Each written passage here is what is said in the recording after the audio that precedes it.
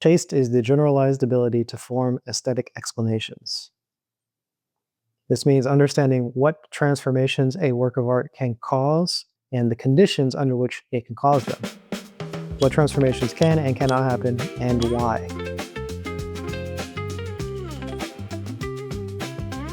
There are really a bunch of transformations that can happen. Usually in a particular work of art, you can do a lot of transformations, but even if you isolate a single feature, aspect of a work of art, even that can cause lots of transformations. So if you think about something simple like the framing of a work of art, like a painting, how it's framed, how it's arranged compositionally, that alone is going to be causing lots of different things. So there's like the specialized transformation that it's attempting to cause. There's going to be like lots of ancillary, lots of like other things that it's causing. And then there are other kind of specialized transformations, such as its own survival or its own replication. And then there are going to be even further transformations that happen in the mind of people who actually appreciate it. So there's like lots of different layers of things that are happening, transformations that are happening, and they are caused by something. And the person who has good taste wants to be able to understand what is causing what, when transformations are happening, under what conditions they are happening, what can happen and what cannot happen, and why.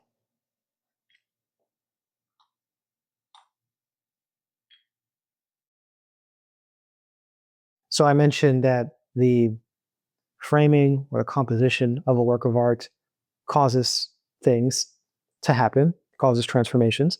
The first kind of part of this is that there are transformations that happen in the work of art.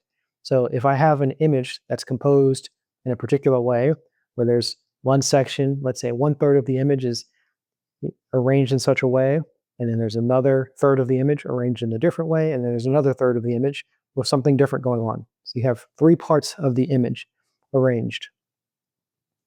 That creates the possibility for new things. It creates the ability for other things to happen. It restricts the works of art in many ways. There are transformations that are inherent in that. The existence of this structure changes what the work of art is. It transforms the possibilities within the work of art. There are transformations that happen because of it.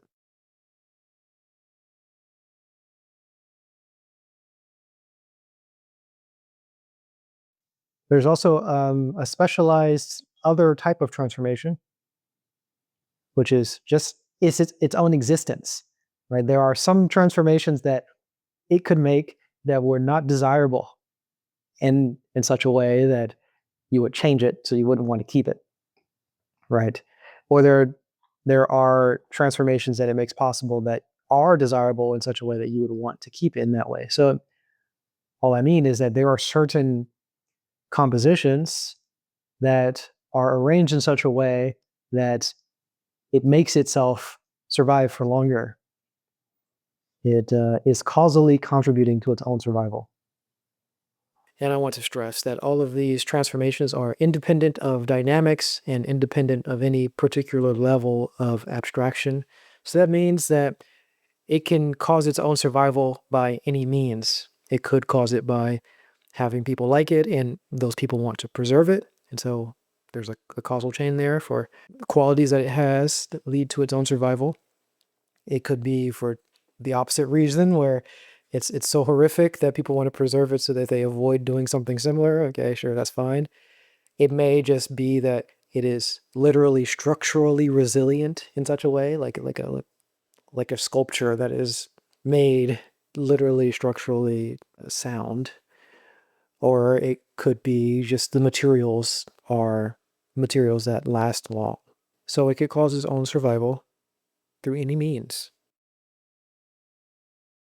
If you're a person with good taste, you will know when a composition is causally causing its own survival, causing its own survival, causally contributing to its own survival, and you will know when the composition is not causally contributing to its survival.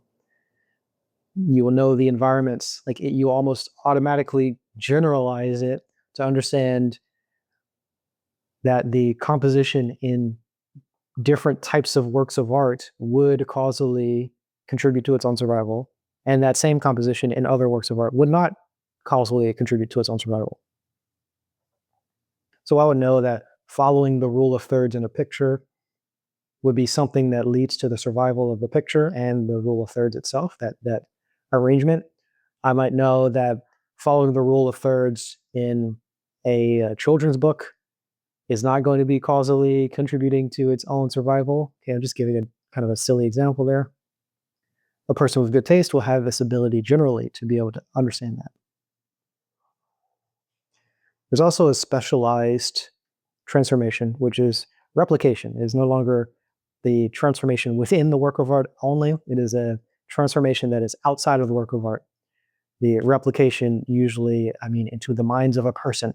So there are the arrangement of things, like the rule of thirds, that will be embodied in a work of art in a particular way. And then that could be replicated into the mind of a person, which means, in the basic sense, it will be noticed by somebody. There are some minds which would notice it, there are some minds which would not notice it. If I have good taste, then I would understand the conditions which are necessary to have that be noticed, to cause the transformation of it being replicated into a mind. So that means I would know which minds would understand or notice the rule of thirds, the arrangement of the composition. I would understand which minds would not be able to notice that composition. So I would know when that transformation could happen, when the replication could happen. It's a specialized transformation. Hey, by the way, I aim to transform the world to notice and create more beauty. So if you also want more beauty in the world, support me on my Patreon. Link is in the description. And then beyond that, once it is replicated into the mind of a person, it is now causing other transformations. It could cause psychological transformations. It might feel balanced. It might feel pleasant for some reason. It might feel harmonious.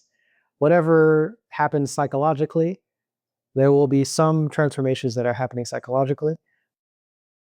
A person might even try to criticize it and think of alternatives, and then they find that all the alternatives don't work, and they stick with the original rule of thirds. Okay, all of that can happen. Those are all psychological transformations. So a person with good taste will know that once somebody has replicated the rule of thirds into their mind from looking at a work of art, then it will cause certain psychological transformations. I would know what types of minds can have this transformation happen to them. Under what conditions can this transformation happen and what conditions can it not happen? What transformations are possible and impossible and why? And so if I'm a person who has good taste, then that means that I can notice, let's say I can take a fashion trend. I can see baggy jeans and I will know, okay, this is going to be popular with a certain amount of people. This is not going to be popular with these other people. That means I have good taste. I may even be able to say, this is going to be popular in the future. This is going to be able to lead to new possibilities and new styles in fashion. Because of the baggy jeans, you can do more things. And I can see that because I have good taste and I can understand the conditions under which it will cause transformations and which it would not cause transformations. And I see that these baggy jeans can cause certain transformations in future people or in future works of art, future, fashion trends or whatever. That would be an example of a person who has good taste because they can see they can see the possibilities of the future possibilities. Both of those are typical examples of a person having good taste, and they are this generalized ability to have aesthetic explanations, to explain the conditions under which the knowledge in a work of art can or cannot cause transformations and why. So having good taste is quite a bit beyond just liking cool things. It's more of this sort of deeper appreciation, this understanding of what types of transformations are possible and which types are impossible under what conditions, that sort of thing. If somebody were to have good taste, you would want them to come and let's say you want to have an interior designer, you hire an interior designer, you want them to have good taste. What you want them to do is to come to your house and say, oh, I know what would cause positive psychological transformations in your mind. I'm going to arrange your house to cause those psychological transformations. That would mean that they have good taste. They might say, oh, I know what things in your house, what designs I could make in your house that would make it possible for you to make new designs so that you would not be stuck in any particular design. It gives you new possibilities. If a person could do that, then they would have good taste. You see how this is the generalized way of explaining works of art, the generalized way of explaining aesthetic knowledge. It's the generalized ability to do that. You would also note that something very similar for, like, let's say, designing of an app. If I design the UI for an app, I can design it in one way of understanding what everybody would like. Okay, I have good taste. I can understand what other people would like. Or I can understand what would lead to progress in the future, in the near future. So I can understand what people would want to have because it would be leading to progress. And I could see it before other people can see it. Again, I would have good taste, right? So these are all just basic examples of good taste. I think there's a slight distinction against preferences. So something that is preferred, for example, I might prefer something because it is causing a psychological transformation in me. I just like it. Like, for example, I just like tea. There are certain teas I like because it causes my own psychological transformations, let's just say, for example. And I also know that it doesn't cause those psychological transformations in other people. So the preference that I have is my own preference. That's not my taste. My taste is the understanding that other people and me generalizing whether or not that would happen, whether or not the psychological transformation would happen given a particular tea, whether it could or could not happen, and why. Am I making sense here? Maybe I don't think tea is a good example, but like, I might watch a TV show and understand that I like it and not other people like it. So that's my own preference. I prefer the TV show. I like it. It's causing a particular transformation in me, but it would not cause that same psychological transformation in other people. Or maybe even other people won't even notice it. And it's not leading to any particular type of progress. It's not making new things available or possible for me to do, new transformations available. And so it's just a preference that I have. But the taste, having good taste, would be understanding what people that would, what people of the work of art would cause a psychological transformation in, and also being able to identify the works of art and the knowledge within the work of art that can lead to progress. The taste is really the important part of taste is seeing that progress, is seeing the possibility of progress. That's really the most important aspect of taste. But again, this is quite different from your own personal preference because you can prefer anything. The preference is not really relevant to taste. Taste is much more generalized than any particular experience. Your personal preference is about your own personal experience, and you can just continuously understand your own personal experience. But really, aesthetics and I think appreciation generally is not about anybody's personal experience. It's about something much wider. Oftentimes, it's about things that no one has ever experienced. And maybe sometimes it's about things that no one could ever experience in principle. When you really appreciate something, you should understand more than anybody has ever experienced. And when you have good taste, you should also understand things that no one has experienced at all yet. It may be because of that good taste you can cause those experiences in the future. But your understanding goes well beyond anything that you've ever personally experienced and anything that anybody has experienced. If you want more deep dives into beauty, this is literally all that I think about. So join my Patreon, support research into aesthetics. All right, thanks for watching this video. I want to keep it a little bit short. I just wanted to talk about taste.